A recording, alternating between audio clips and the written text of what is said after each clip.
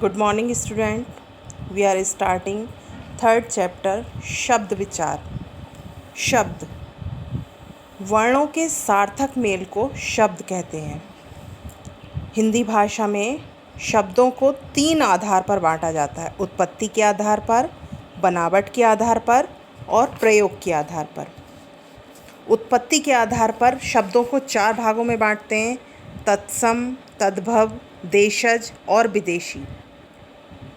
तत्सम शब्द वो शब्द होते हैं, संस्कृत के वे शब्द जो हिंदी में बिना किसी परिवर्तन के प्रयोग में लाए जाते हैं, वे तत्सम शब्द होते हैं। जैसे दुग्ध है, रात्रि है, जल, कवि, गुरु, फल, ये सब तत्सम शब्द होते हैं। तद्भव वे शब्द होते हैं जो संस्कृत के जो शब्द कुछ बदलकर या बिगड़कर हिंदी भाषा में प्रयोग किए जाते हैं, अर्थात संस्कृत के वे शब्द जिनका कोई परिवर्तित रूप होता है और हिंदी भाषा में उन्हें प्रयोग किया जाता है, वे तद्भव शब्द कहलाते हैं। जैसे दूध को संस्कृत में दुग्ध कहते हैं, रात, रात्रि, आग, अग्नि, आम, आम्र, ये सब तद्भव शब्द हैं। देशज शब्द वे शब्द हैं जैसे भारत के भिन्न भिन्न क्षेत्रों की आम बोलचाल की भाषा से हिंदी में आए।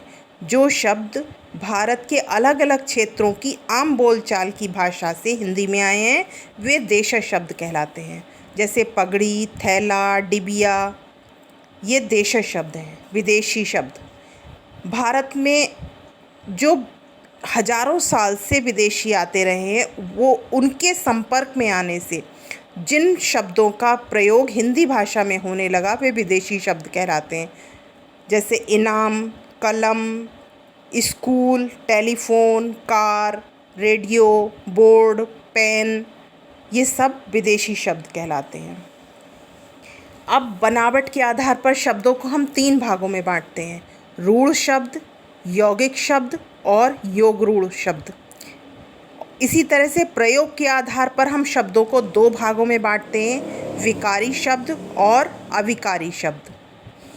लिंग, वचन, कारक, काल, पुरुष के आधार पर जिन शब्दों का रूप बदल जाता है, वे विकारी शब्द होते हैं। और अविकारी शब्द